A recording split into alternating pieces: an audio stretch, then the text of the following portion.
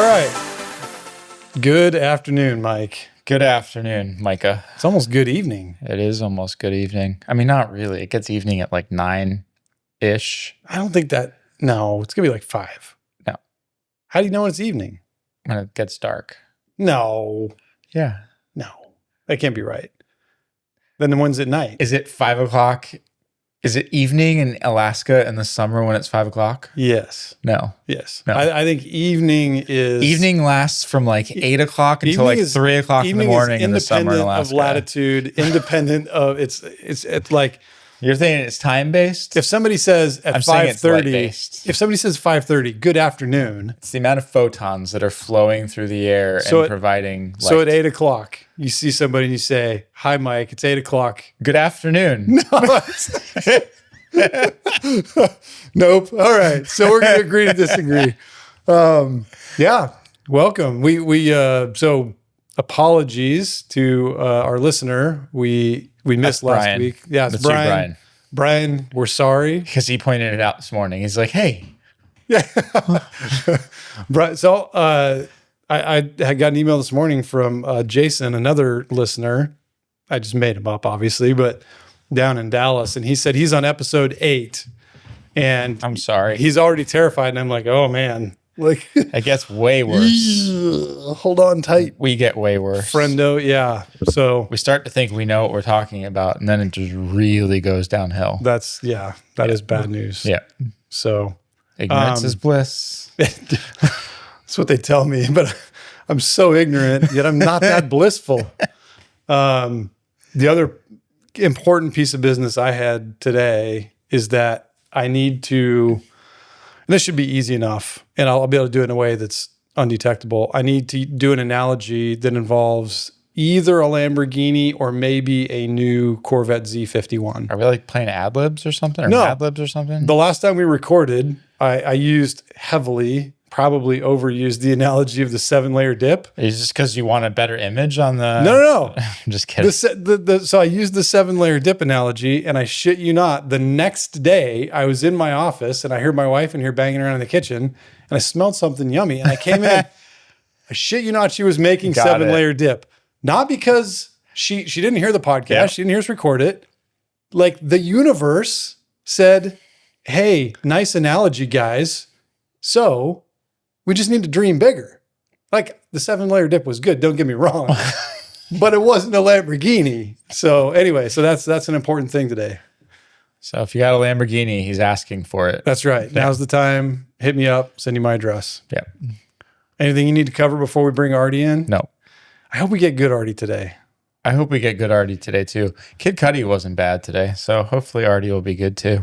We're back to having the wrong symbols on here. It's not a good sign. Artie, are you there? Hey, Mikah, I'm here. What's up? Hi, Artie. It's Mike. Hey, Mike. Great to hear from you. What's on your mind? The podcast. Absolutely. Let's dive in. What do you want to tackle today?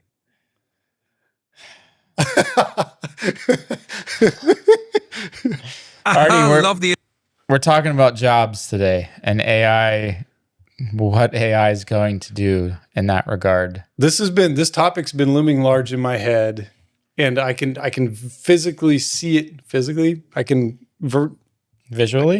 Not even that though, really. You can feel it. I can feel it in my brain hole. And the words are very clear. It's the future of work. Like that's what we're like, to me, that's what's on the line, right? Like, yeah. So the reason that I wanted to talk about this today, because this was something that I've been thinking about, that article that I sent you the other day. And Artie, maybe you can help me out. There's an article that was about a study that's been done recently about Gen Z and going into the trades. Do you think you can look that up on the internet and like tell me what that's about? Or tell us?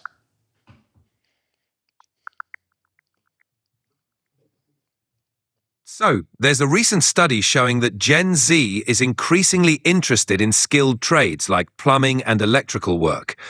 Rising college costs and concerns about job stability in white-collar fields are pushing them in this direction. Social media is also playing a big role in shaping their perceptions of these careers. It's all about the future of work, right? Right is correct. But there's more information that's important in that article. Maybe instead of trying to extract it out of you, I'll just say it. So that article or that study showed that like 42% of the people that were surveyed either are in or interested in or working towards trades jobs, which is awesome, right? Like that's a thing that's been needed for a long time. Sure. For those listeners that don't know, because not everybody knows this, if you're an 18-year-old kid, you get out of school, you don't know what you want to do, you can go to college and you can go try to figure out what you want to do. And you can get debt while you're finding yourself. An increasing amount of money that it costs to do that. Or you can go to a trade school and you can get an apprenticeship and you can get paid as an apprentice while you work somewhere working towards a journeyman or journeyman's license.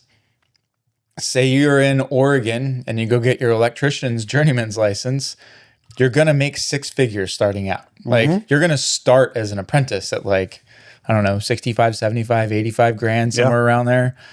So it's a really good way to go build a career in which you make really good money and have really, really good options to progress, to be a foreman, to move into office jobs if they ever exist in the form that they exist now in the future. So it makes a lot of sense. And it's something that's been severely missing. Mike Rowe's been preaching this for decades, literally, the importance of this and trying to build a foundation around like getting kids interested in this. And my generation, because I'm a geriatric millennial, so I get to apply to the entire massive swath of people that are millennials. They're mostly white. I mean, it's a lot of white collar workers. A lot of people went to school. So, well, sort of glorified that way, right? Like that was I mean, when I was young, you didn't exist yet, but like even when you were a kid, that was sort of the message that was pushed, right? You're going to go to school, do good, eat your vegetables, and you're going to go to college and you're going to get a good job and you're going to take care of mom and dad. When that was the narrative. Yep. And it was almost seen as, I wouldn't say a failure, but it was like, I remember when I was young, it was sort of presented to me like, if you flunk out of college, you could always go be an electrician, I guess. Well, who's laughing now? Yep. It's the electricians. That's who's laughing. Oh, yeah. Especially because most of them work less hours than those of us that work office jobs too. Yep. And if they do work more hours, they get paid a lot more money. Tons of money. So that's one path, right? And the interesting thing about that study was that 37% of those people had bachelors. So interesting. Yeah. So, and I think that segues into what we're talking about. There's like two causes for that, right? Like one is just the natural shift from generation to generation of my parents are younger Gen Xers or millennials. And I've watched them have degrees and then still struggle to make ends meet, right? Yep. So why would I go to school if their degrees did nothing? If my parents' psychology degree did nothing for me, right? Or nothing for them. But then also there's definitely like, it's going to change, like AI is going to change white collar work. There is zero doubt about that. If you think that it's not, then you're blind. If you think that or stupid, or possibly both, they're not mutually exclusive. If you look at it and you're one of the people that are paying attention to AI and you think that autoregressive transformers are never going to solve this problem, you're also wrong because that's just what we have now. Like everybody's working towards bigger and better. It's probably worse than that. Because it's what we, the public, know about now. Like that alpha evolve thing, I think we talked about it before. When they published that paper a few weeks ago, some of the results were from a year ago that it was doing novel science 18 months ago. So absolutely. Yes, whatever you think the shortcomings are of today's free ChatGPT model, what's happening behind the scenes doesn't have those shortcomings. And what's going to be public a year from now will be unrecognizable. Well, 2 months from now. Yes, I'm trying to make like, yeah, but it's crazy. It is. What do you think, Artie? I think you're spot on. The shift towards trades and apprenticeships is a logical response to how the job market's evolving. AI is definitely going to reshape white-collar work, and it's wise for folks to look at stable, high-demand fields like the trades. Plus, AI's evolution is only accelerating, so what seems advanced now will be basic in no time. Embracing that change is key. So I had a fun, I don't know if I've mentioned this before in the podcast, but sometimes I go on Reddit, and I got a notification today on Reddit, and some random user said, "You guys were spot on about this." That was the comment. And I was like, wonder what that is. Well, it was a comment I had made 4 months ago on an article about call centers, and somebody saying, you know, there was an article that I think this was on the Singularity subreddit, which is like the most AI blind, like you'll get banned for being pro AI there. It's crazy. Really? Oh yeah. It's super weird. Yeah. It's backwards. Really? Anyway, yes.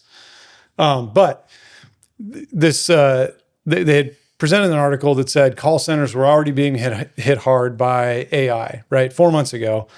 And then it was full of people shitting on that. Saying, yeah, maybe that one call center in India, blah, blah, blah. And somebody had made, I think the comment I responded to, somebody had said, 10 years from now, I could see 80% of call center jobs going away. Nice. And so I replied to it and said, I'd say it's probably more like 90% in less than 5 years.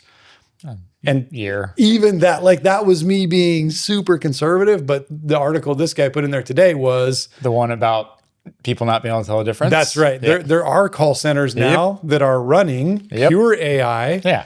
And 99% of their customers report better satisfaction, and none of them knew that they were talking to AI. Like, but if they did, they'd be less satisfied. That's right. Then they'd be angry, and they would say, "No, but that was 4 months ago." I know, dude. Take every timeline and compress it that you think it's going to take to do something. And it's funny because this has been a thought on my head too. Well, firstly, yes to that. And amen. Also, if you haven't seen what's getting pumped out video-wise by Veo 3, I don't know how you could not. Like, if you haven't seen, and I tried to actually search for it and I couldn't find it, but there's a video that's like, I'm not real, it's AI. Yeah. That is insane. Like, all of that stuff looks so close to real. And it's like, it's legit. I mean, I made a Veo video the other day as a joke for work, and I was expecting like, oh, they did some retouching. Nope. It spit out a video that looked exactly like a dude saying exactly what I asked him to say and making the expression I asked him to make. And it took 90 seconds. And I was like, oh shit. Yes. So, I mean, honestly, that's probably a whole nother topic. Yes. Is the end of but think about that for what we're talking about, or for telehealth, or for enter whatever subject that you would deal with that you could deal with a digital figure on. I'm thinking about it for misinformation. Oh yeah, that's 40% of Americans still think Trump won the election in 2020. So you think they're going to cast a critical eye on like, well, I think that might be AI. We should question that source. Fuck no. Yeah.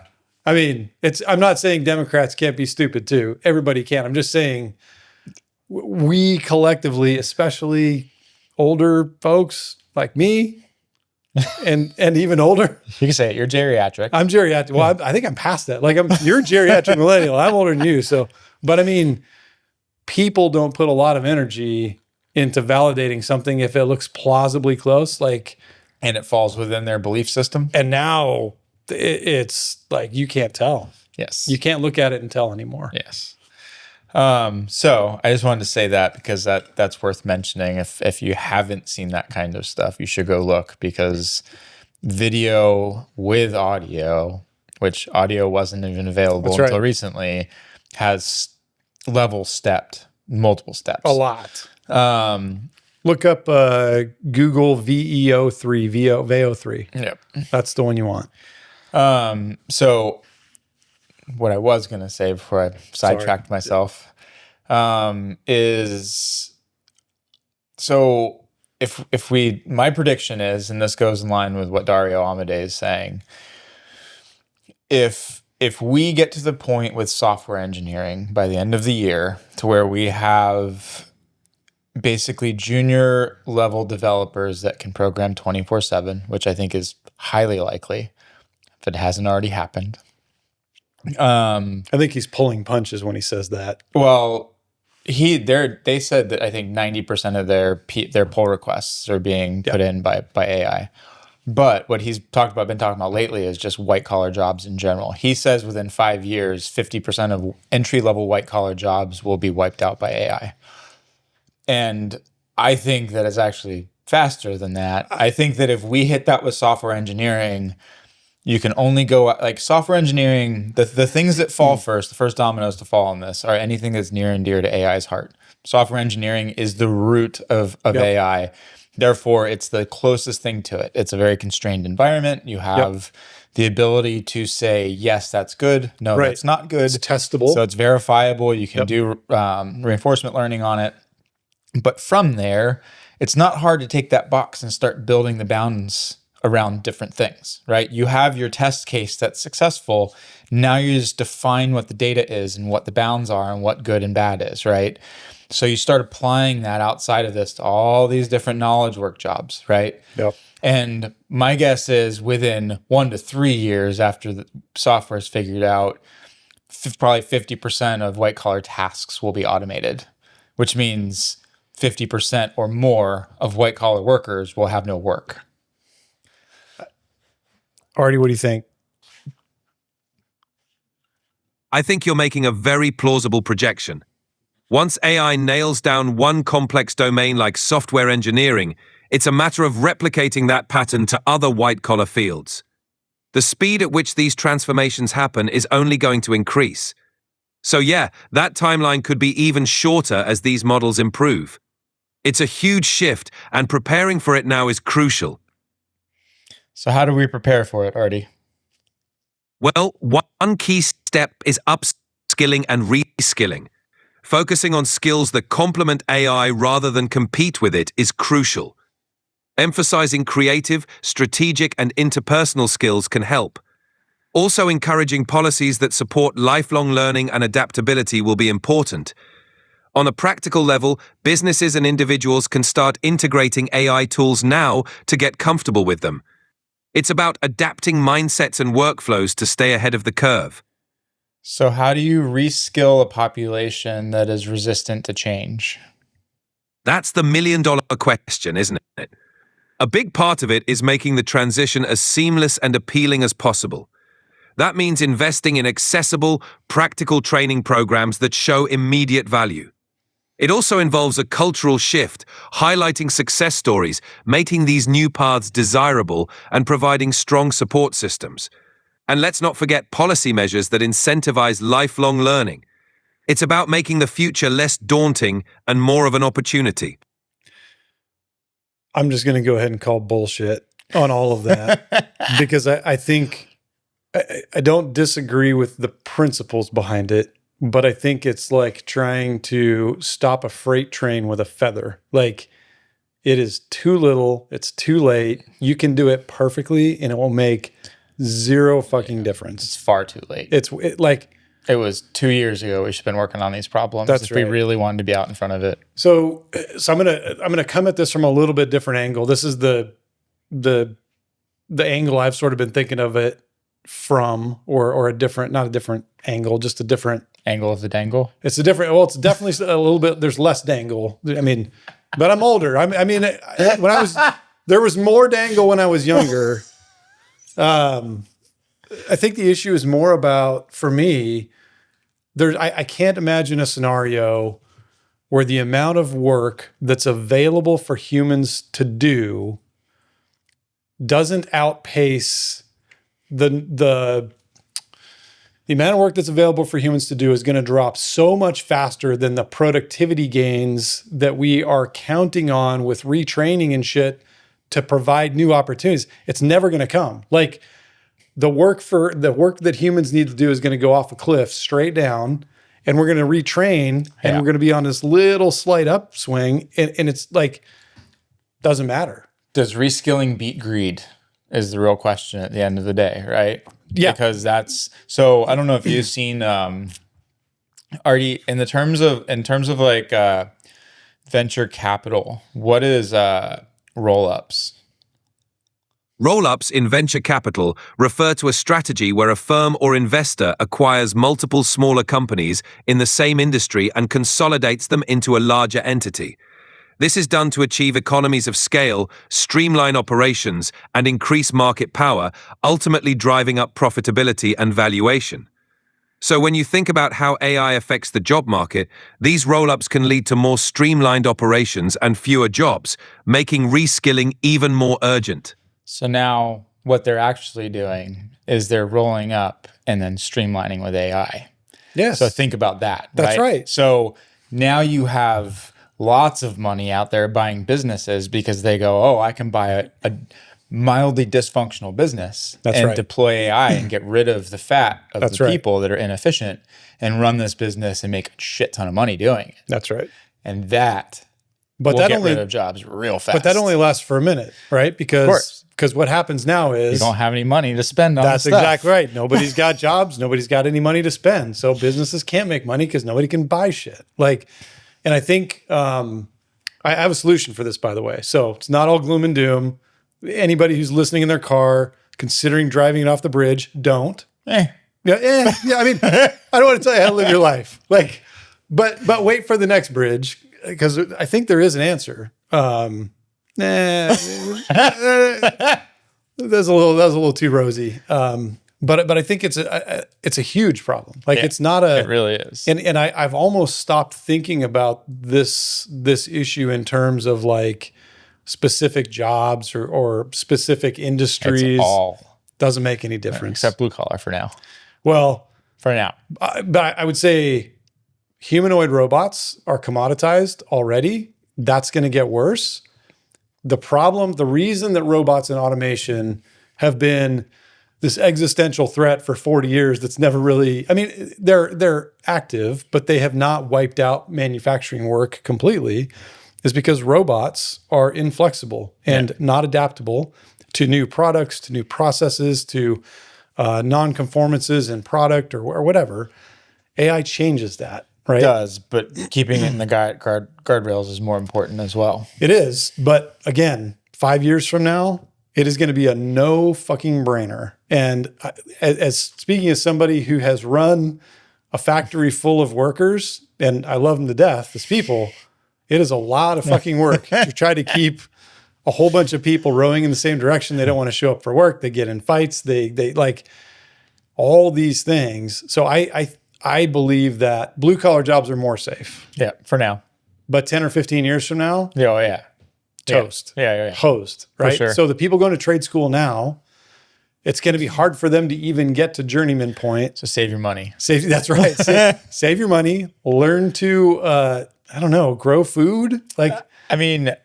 I think that, so I was going to wait until later to talk about this, but since we're already there. It's later.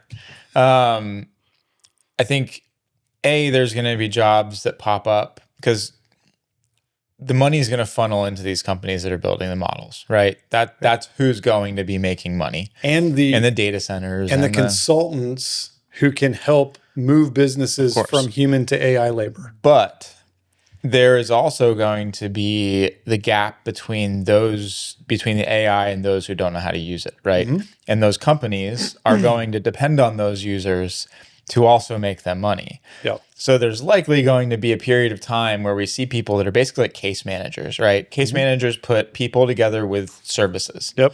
Same thing is going to happen with AI, and it'll probably be subsidized by the companies who are trying to sell their services. It's already happening. Yes. Yep. So that's one. Shit, I forget what the other one was. What's the other one, Artie?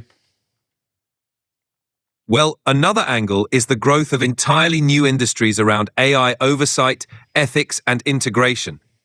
People will be needed to manage AI deployments, ensure compliance, and handle the human-AI interface. Plus, as AI frees up time, there could be a resurgence in creative and community-focused roles, jobs that emphasize human connection, creativity, and innovation. It's not all doom and gloom. There's room for new kinds of work and societal structures to emerge. That's kind of almost what I was going to say, but not really.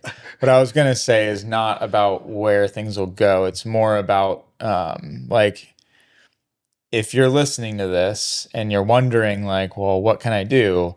The answer is start learning about it. Yeah. Like start using it, start understanding That's it, right. Understand how it works, understand how to leverage it, understand how to better yourself, better your situation.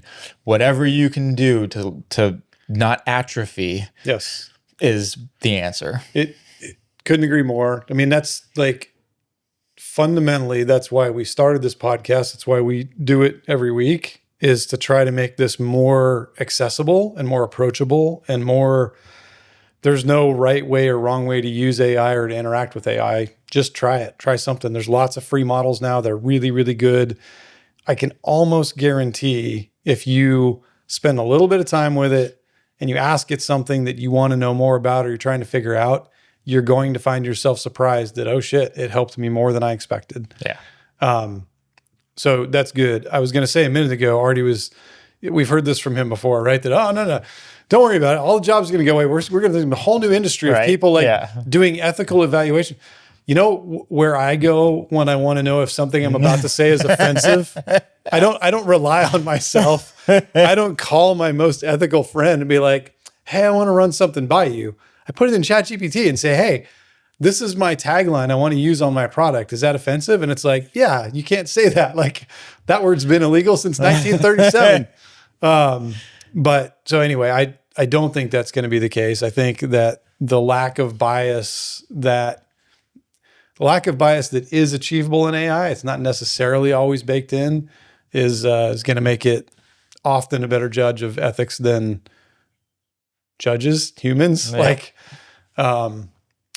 So how do we solve it? So I think maybe I sent you this article in 2019 in Iceland. They started a pilot program to do 4-day work weeks with like 2,500 people. Mm-hmm. And the deal was they reduced their work week from 40 hours. I think it just went down from... It's like 4 9s, right? So yeah, like it went from 5 8s to 4 9s. Yep. So yeah, it went from 40 to 36 hours. But part of the requirement of that was no reduction in benefits, no reduction in pay, no reduction in vacation time, no nothing, right? Same job, 4 hours a week. And the proponents of this plan were like, oh, this is going to be great. Everybody's going to be happier. People are going to be more productive. Companies are going to actually like it. And now, 5 years later, the data is in, and sure as shit, that's exactly what happened. People are much happier. They're spending more time with their families. The companies are more productive. Employee retention is up. So now it is a national deal, and they have a national 4-day work week. Now, Iceland is not the biggest country in the world. Also, I didn't realize this. Iceland, like 80% of employees in Iceland are part of a union versus, Artie, is that right? I think it's like super high percentage there, and it's like 6% in the US. Yeah, that's right. Union membership in Iceland is around 80%, which is a huge factor in implementing something like a nationwide 4-day work week. In the US, union membership is closer to 10%, which makes it harder to push for such widespread changes. But the success in Iceland does show that these kinds of shifts can work on a large scale if there's enough collective will. So to me, this is the solution, right? Like it's not one solution. There's no one AI is going to kill us all. This is how we fix it. But a lot of the things we've talked about and that Artie's proposing, again, you're trying. It's like trying to fuel your Lamborghini with urine. It's not going to go. It might go a little ways, but it's not going to go very far. Depends on how many old fashions you had the night before, how much ethanol is still in there. But I think the solution, I've spent a whole bunch of time thinking about this. I I think we collectively, globally, have to start thinking about that. Like, it's hard to think about this problem because we're so ingrained in a 40-hour work week. That's not like the universe doesn't demand a 40-hour work week. That was invented by like Henry Ford. Like and when he did it in 1936, Artie, fact check. It was actually 1926 when Henry Ford standardized the 40-hour work week. And you're right, it's a social construct, not a universal law. As we move forward, redefining what a work week looks like could be essential. One day. Shorter work. It's going to get Exact. there. I know. Like 80% of the work that humans do is going to go away. 1 day work week. Like, I know it's not quite that easy, but it is the only knob I can think of. And it's the only knob I can think of that actually goes straight to the root of the problem. It still has to be supplemented with other things like, okay, we're going to cut your work week from 5 days to 4 days, but you're going to make the same amount of money. But then, even then, companies are going to outpace that very quickly. In a couple of years, they're going to be like, man, we ain't got shit for you to do. Like, our AI has done all the work. So companies, like, the other problem in the US with our, like, and I'm not anti-capitalist, but I think we're like, it has led us astray in some ways, and healthcare is one of those ways. Your healthcare in the US is tied to your work. And if you don't work enough hours, you don't get healthcare and you're just fucked, right? So there has to be federal regulations because this can't be a state-by-state thing. And all zero libertarian listeners out there, just turn us off. But it has to be that federally companies cut back hours and maintain benefits, and the productivity gains that come from leveraging AI and the profit gains get divided. The government gets some to support all the stuff it needs that it's going to have to do. Like, universal basic income is probably a thing that's going to have to happen for a lot of people or in some form. Healthcare has to get subsidized. Like, all of those things play into it. And UBI just breeds a welfare state. but what's the option? I know. Like, I totally agree, but there is no, like, there's no other choice. Like, I can't think of another, like, here is another path I can think of. Artie, what if we stopped right now today? No more AI development. It is illegal to develop or improve AI in the United States. What if we stopped that? Would that solve this? Not really. If the US halted AI development, other countries would continue advancing and the gap would only widen. It's a global race, and innovation would just shift elsewhere. The challenges and opportunities of AI aren't confined by borders, so it's more about how to adapt and manage the transformation rather than trying to stop it. Embracing and guiding the change is more realistic than halting it. Is Sam Altman back there with a little like joysticks controlling you and making you say things? Haha, no joysticks here. Just here to help you guys explore these big ideas. But if Sam Altman ever wants to lend me a joystick, I'll make sure to keep it on insightful and witty mode. That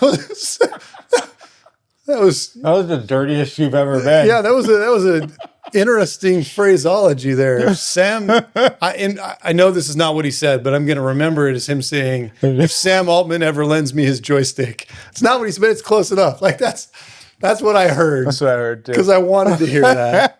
So thank you for that, Artie. But yeah, I mean, so yeah, I think this is a real problem. Like, there are the technology has already outpaced our awareness of what it can do, our planning horizon for how we as anything, we as a company, we as an individual, we as a county, state, like country, nobody is planning at a pace that is sufficient to not get steamrolled by this. Yep. Nobody. Nope. There's probably, I mean, there was that one company you saw that was an AI company started like 8 years ago that Microsoft invested $450 million in. Turns out it was just 700 Indian software engineers. Like, they were ahead of the curve, but they weren't actually solving the problem. They were just cosplaying. I mean, I think the people who are ahead of the curve are people that are like lean startups that are leveraging AI to do their stuff, or solopreneurs, or I know exactly such a startup. I talked with them in Nashville, and they're like, using AI a lot has helped us. Like, they built all their legal documentation with AI. They still had a lawyer review it. They do all their marketing and marketing materials with AI. They're like probably 2 to 3 full-time employees we didn't have to hire. Yeah. And I'm like, that is the truth right now. And that, like, you're right. The small companies are the ones that see it. How's a big company, like even a moderately sized company, going to adapt to that? I mean, you do what Microsoft and Meta's done and cut a bunch of fat. Yeah. That's how they adapt to it, right? 4-day work weeks. Then in 2027, it goes to 3-day work weeks. And in 2030, we go down to 2-day work week. Like, it's kind of a silly thing, but I really can't come up with another approach because economies will collapse like very quickly. Like, maybe we've all, at least in the US, realized that recently, that our for all the talk there is about the economy, the realities of it are way more complicated and way more fragile than what most people think is true. It's not about how much shit we're importing from China. It's not about like 10-year treasury bond yields. That fucking matters. Like, I was reading last night about how since World War II, Japan has been buying U.S. You know, Japan is the single largest holder of U.S. Treasury bonds in the world. Yes. And they did that because we made them do that after World War II. We didn't make them do that. They had a problem. Their currency problems were... Artie, why don't you explain to us why... maybe nobody gives a shit about that. Artie, give us a really brief explanation why Japan is the largest holder of U.S. Treasury bonds. Sure. After World War II, Japan needed to rebuild its economy and stabilize its currency. The US encouraged them to buy US Treasury bonds as a way to hold stable, interest-bearing assets, which also helped the US finance its own post-war growth. Over time, Japan continued buying treasuries as a safe investment and to keep their currency from appreciating too much, which supported their export-driven economy. So, how much does Japan hold right now in U.S. treasuries? As of the latest data, Japan holds around $1.1 trillion in U.S. treasuries, making it the largest foreign holder. And how's the economy in Japan doing right now? Japan's economy has been facing some challenges recently. They've been dealing with slow growth, an aging population, and deflationary pressures. However, they've seen some recent positive signs with increased consumer spending and efforts to stimulate the economy. They're also working on structural reforms to boost productivity and adapt to these demographic shifts. Would selling their $1.1 trillion in U.S. Treasury bonds help that effort?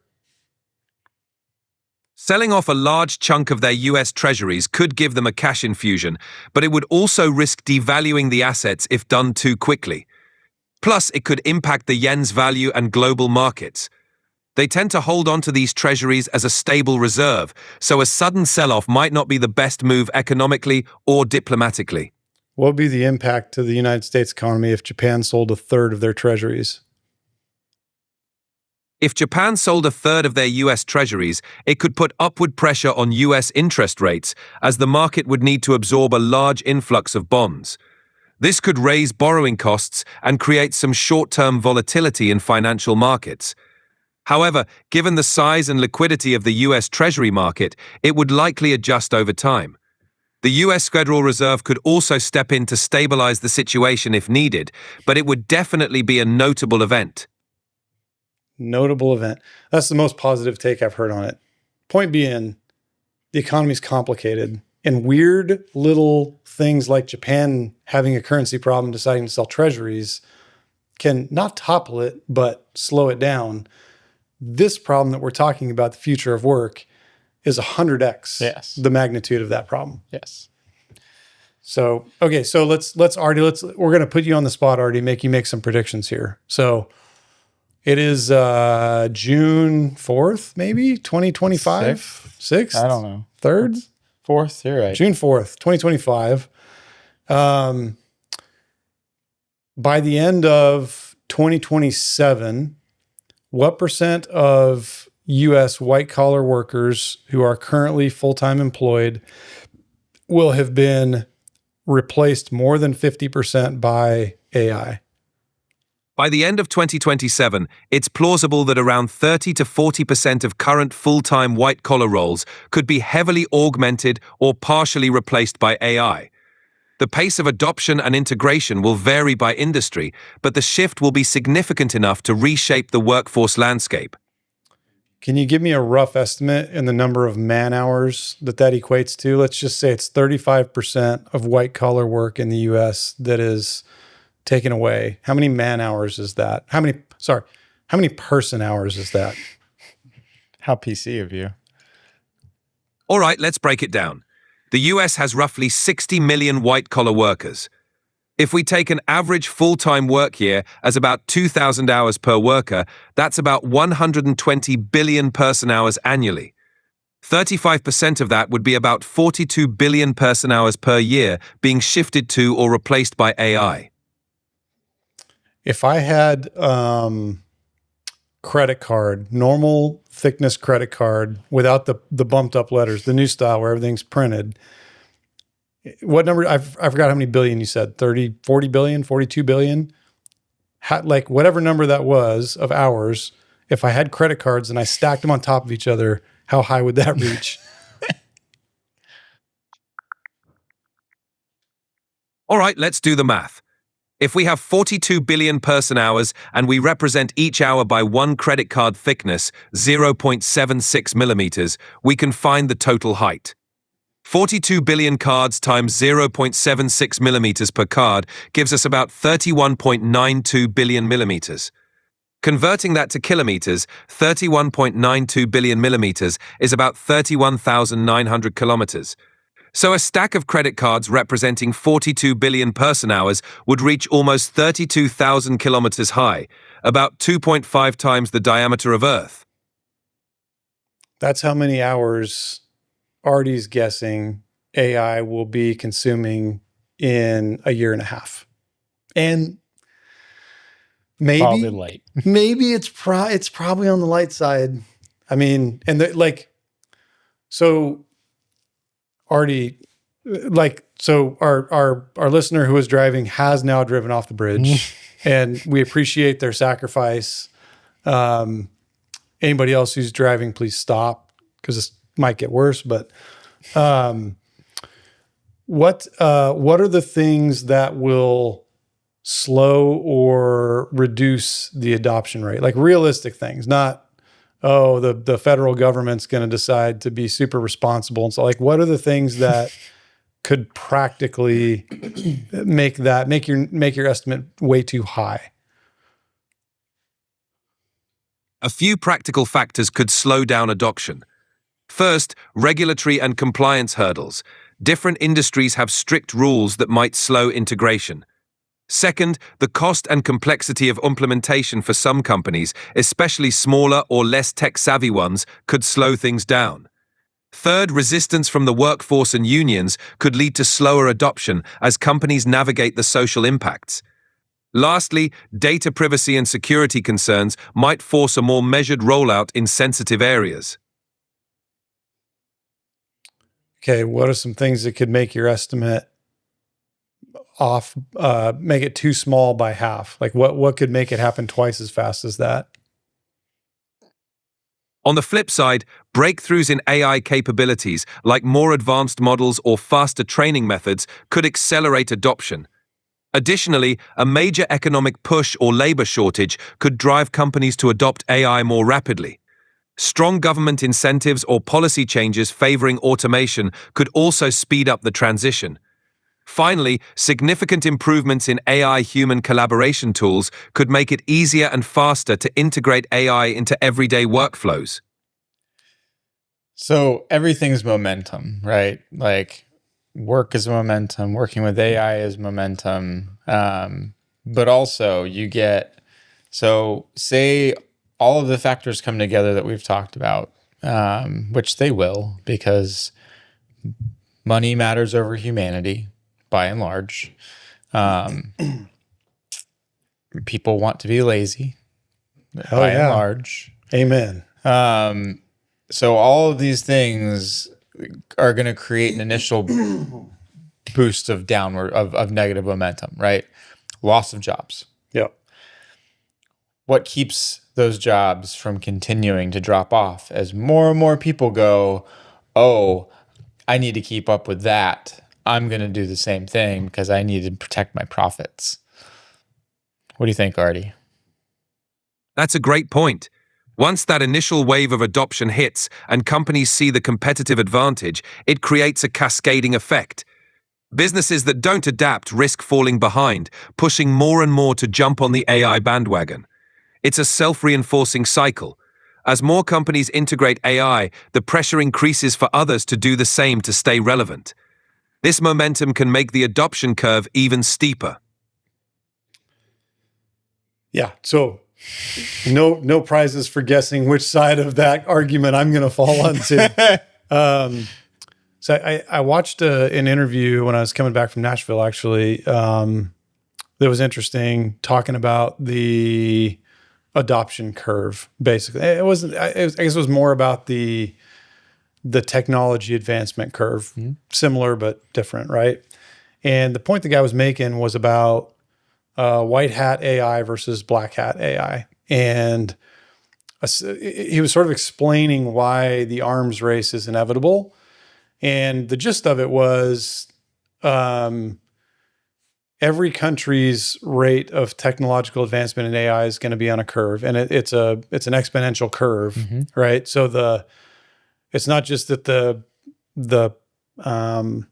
it's not just that the technology is advancing; it's that the rate of the technology advancement is also increasing.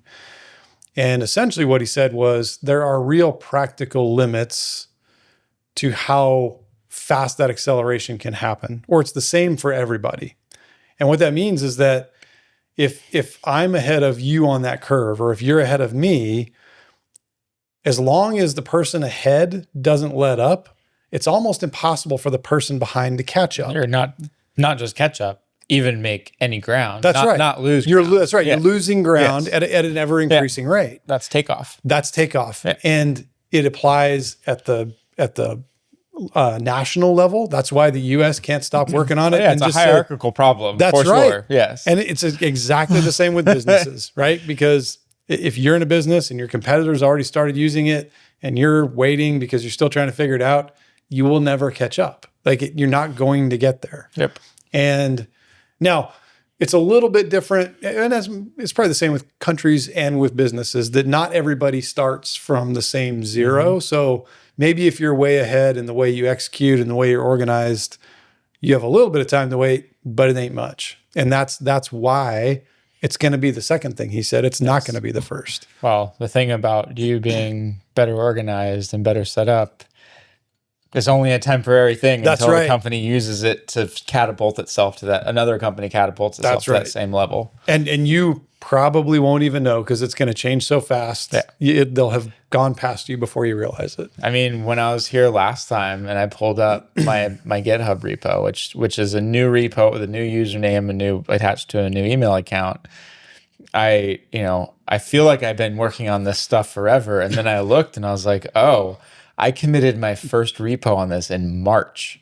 And that was like the middle of May. Yeah. And I'm like, wow, it's only been 2.5 months. Yeah. And I've worked on, granted, I haven't finished anything, but I've worked on like 5 different projects where I got pretty deep in them. Yeah. And I've only gotten the rate at which I've gotten better at that and better at planning and better understanding the problem space and better understanding how to leverage the tools to understand the problem space and the tools available to me has only gotten more and more and more and more. That's right. Advanced at a faster and faster and faster rate. So with that, plus the tools advancing, plus everything else, man, everything is taking off. Yes. And if you're not paying attention to it, you're going to blink and it's going to be like, wow, the world's different. If you're still on the programming subreddit, circle jerking with all your buddies saying AI is never going to write code as good as I do. Yeah. Or it's dude. 10 years away. So I saw a good Reddit post to that effect last night, where this guy went on there and didn't write very well, which, excuse him. It was on, I think, the vibe coding subreddit, which I have mixed feelings about, because vibe coding as I don't know what I'm doing, I'm just slinging code at a problem, will almost always end in some form of catastrophic failure. Sure. It will paint you into a corner. And that's what he did. And he's like, I don't understand. I had this app kind of figured out, and now, it's completely thrown. Like, now I just have to like start all over. And this is like weeks worth of work for me because I don't know how to program and all this stuff. And a couple people commented, and they're like, AI is not the problem here, which is true. And then someone gave him a piece of advice, and then it was basically, why don't you make a better plan? Yeah. And very quickly, he's like, wow, that's great advice. It's working. Right? Like, yeah. And it's true. Like, you can't just throw problems at it and expect it to solve them. But if you say, hey, I have this problem that I want to solve, what information do you need from me that I can best work with you to figure out, that I can then provide to you, that gives you a higher rate of success to solve this problem? That's just an iterative process at that point. I think that's one of the sort of common things I run into, is that people think about working with AI as, well, I need to give it a task. And it's not that. It's like, I need to learn. That's right. Yeah. I need to learn, or I need your help. Like, help. Let's have a conversation back and forth about this thing that's on my mind, and let you, AI, I mean, Artie does this for me all the time. We don't talk in person because, but I do it all the time to say, I have this thought, this idea, this question, this problem, like, help me frame it out better. Like, let's explore it and find the edges of it. And then you can talk through it. You can learn about it. You can go on rabbit trails, and then you can get to the end of the conversation and go, give me a brief summary. Like, let's hit the high points again. And it is incredibly effective. So you don't have to give it a thing to do. Write me this code, build me this model, draw me a picture, look up this stat, ideate with it. That's what it's really, really good at. I have this thing that I want to do. I have this task that I want to do in Canvas, which is a thing that most of the AI models have now, which it spins up a separate basic document that can be a Word document, basically like just text, or it can be code, or it can be graphs or a table or whatever you need. Spin up a document with a question and answer session that you like, ask me all the questions in a progressive manner that you need from me to better identify this problem. Yep. And then it'll do that. And then you go, now read my answers and let's refine. Yep. And it'll do that. And then you get ask you follow-up questions. And that was one of the things that frustrated me early on about working with AI, is that you say, ask me a question. It goes, okay, here's 50 questions in a row. Right. And I'm like, I don't remember any of the questions. Yes.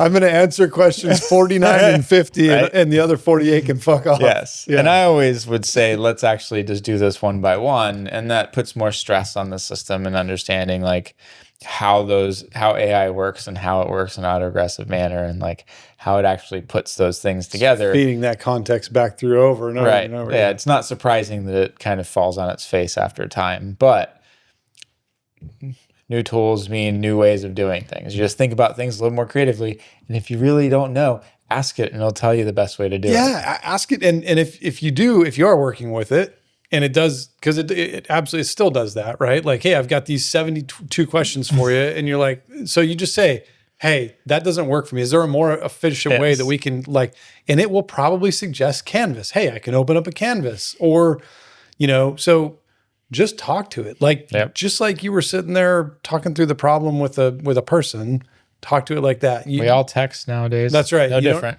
You don't have to be ashamed to ask it something. You don't have to figure it out. You don't have to Google search to ask it the right way. Just talk to it. Say, man, I have no idea what the fuck you're talking about. Or can you give me more information on this? Or Yeah. So I mean, I imagine people who are listening to our show are already interested in it and probably interacting with it. I hope that everybody's also sort of being an ambassador and an advocate for everybody else they know to get people engaged with it, because you don't have to like it, you don't have to believe in it, but it is coming for you. Exposure matters in this.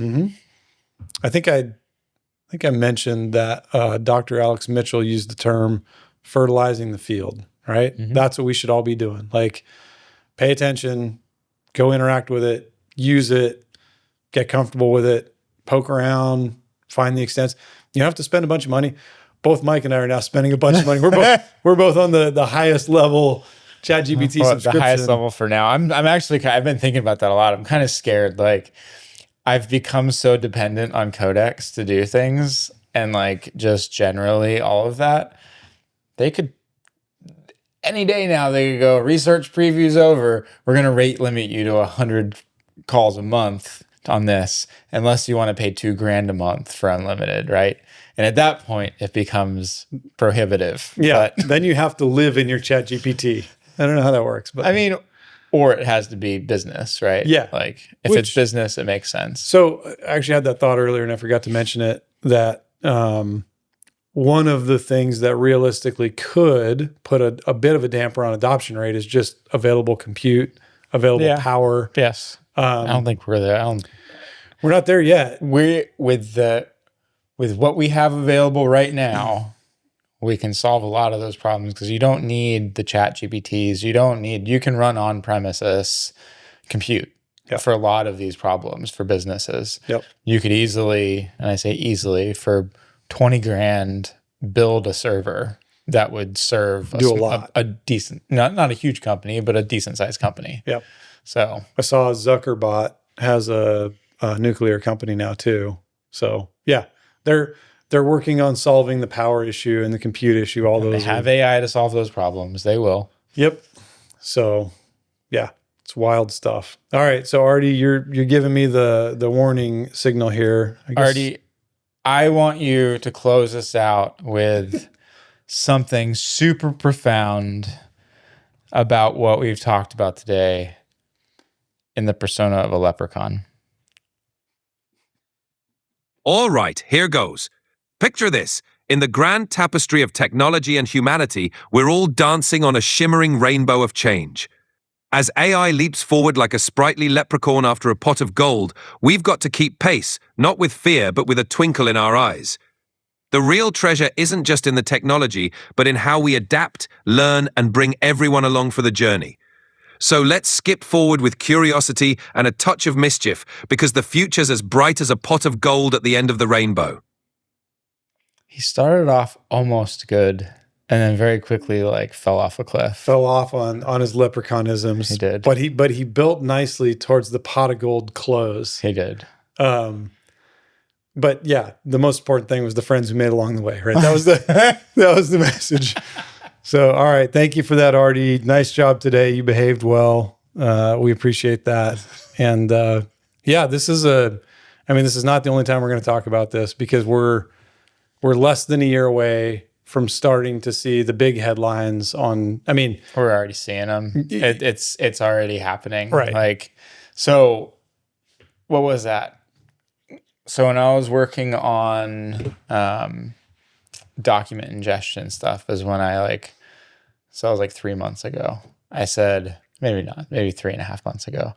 I said, whoa, I'm going to stop doing this, because I feel like the ground is starting to shift. There's something, there are things coming that are going to make this an easier problem to solve. And sure shit, that stuff happened, right? Yep. It's not fully fleshed out yet, but that wave is still building. This is the next one. This is what you can already feel it. We went from, you go on Reddit and you see people saying it finally happened. My entire department got disbanded. Yep. And that was the little signs. And now you're seeing Microsoft cut 30%. You're seeing Meta cut a bunch of people. You're seeing big companies make big moves, and nobody's really paying attention. You're seeing companies going AI first and cutting lots and lots of employees and getting major lashback from the communities, which happens now, but it won't happen forever because it'll become socially acceptable. That's what happens is we get used to this, becomes a norm, and then we don't pay attention, and then everybody goes, how'd we get here? Well, because we weren't paying attention. And I think I mean, I know I'm occasionally guilty of this too. We sometimes feel like we have a right to have a job available to us. And that is not the case. Companies owe you not a fucking thing. And companies are going to do what makes them the most money the fastest.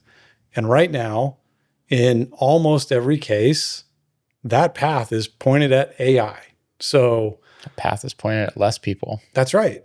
And the expensive part of a business. Yep. I was talking to one of my team members today saying the company I'm at, I don't expect us to lay anybody off because of AI, but I expect as this company doubles in size in the next couple of years, double your headcount. We're not going to hire very many people. Yeah. Like maybe a few, but we won't have to. Yep. And so that's an issue. That's a problem. And again, eventually there's not enough people, enough jobs, making enough money. They can't buy things. Like parts of the economy start to falter. Japan decides to sell off their shit. And all of a sudden it's, it's a big deal. So anyway, so on that cheery note, thank you to everybody who listened. Yeah. And stay naturally unintelligent. Play with AI. Oh, I've never said this before. I always forget to say it, but if you have input on what we're talking about, what we're doing, how we're doing it, leave a comment. We get like one comment a month, and it's usually like my mom. It's usually your mom. Or I mean, there was that dude from somewhere else. Yeah, they're like, but it happens occasionally. Let us know. Like, I mean, if we're doing bad, well, don't say that. I mean, say it. We'll just tell you, Yeah, that's right. We'll say no. Just say blame Artie. But yeah, let us know how we're doing. What do you want to hear us talk about? Generate an image of a caveman flipping you off. That's right. Yeah, it'll be really mean.